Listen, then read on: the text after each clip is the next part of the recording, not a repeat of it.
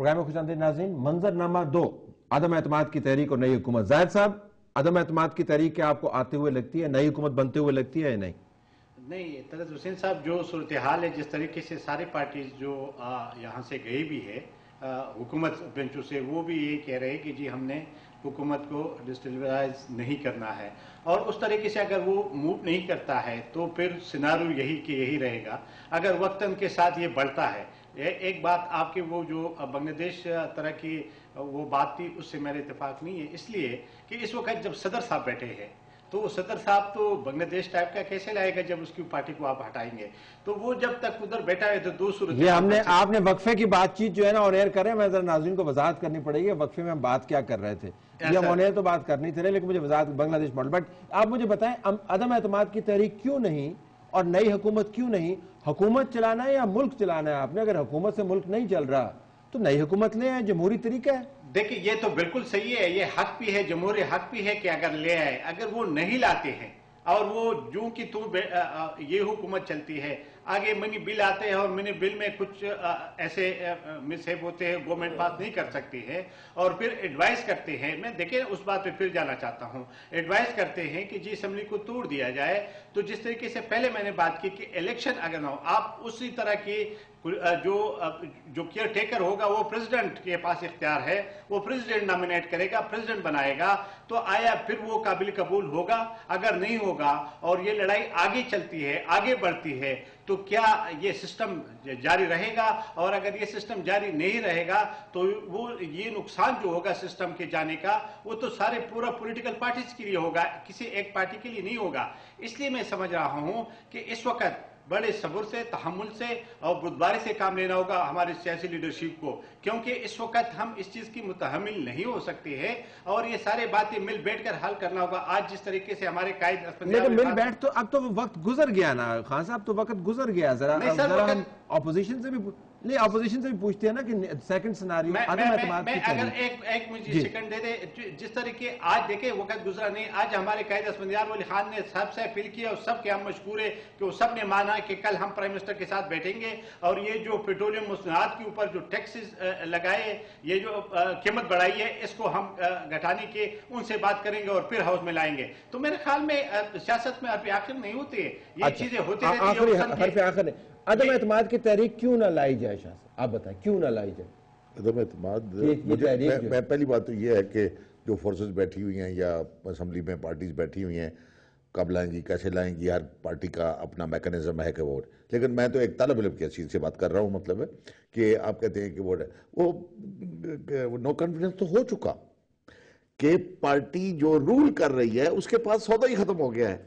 तो किसी पार्टी को पता नहीं कल को ले भी आए, मुझे नहीं पता इस बात का। मैं तो ये कह रहा हूं, एक बिल्कुल एकेडमिक और बड़ी सीधी सी बात है कि रूलिंग पार्टी के पास लोग नहीं है। ऑफ आर्गुमेंट अगर मैं मान लूं कि ये खत्म हो गया सौदा और इसको हमें डिटरमिन करने की जरूरत नहीं है, तो नया कैंडिडेट तो आपने सामने लाना है कि नहीं लाना? आपस में मैं सियासी तौर पर सवाल नहीं सुन लेना, इसके बड़ा इंपॉर्टेंट क्वेश्चन है। ये नया आदमी कब आता है, कहां आता है?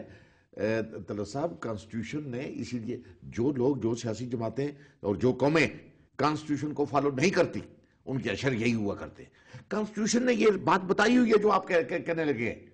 और क्या बताई हुई? कॉन्स्टिट्यूशन ने ये बताई है कि जिस वक्त प्रेसिडेंट साहब को, अब ये तो नहीं है कि ये हर जगह पाकिस्तान तो नहीं है ना कि जी मैं पार्टी का भी सदर मैं रहूंगा तो मुल्क का सदर भी मैं रहूंगा, मैं यूनियन काउंसिल का भी सदर मैं रहूंगा। सवाल यह है कि आइन ने ये बात बताई हुई है कि प्रेसिडेंट साहब को जब भी, ये तो बड़ी वाज़ेह तौर पर पता लग गई है ना कि पाकिस्तान के 75 मीडिया वाले चीख कर कह रहे हैं जिंदा जावेद बैठी हैं पार्टीज इधर भी उधर भी जो छोड़ गई हैं उनको। अगर प्रेसिडेंट साहब को वैसे अपने तौर पर भी पता चले, उनको ख्याल आ जाए अगर, तो उनको कहना पड़ता है कि प्राइम मिनिस्टर साहब आए अपना एतमाद दिखाएं। He will have to ask मशीद साहब, व्हाट्सएप आपको बताता हूं कि प्रेसिडेंट साहब को यह भी पूछना होगा कि कौन है वो फर्द जो हाउस की मेजॉरिटी कमांड करता है। ठीक है ना जी?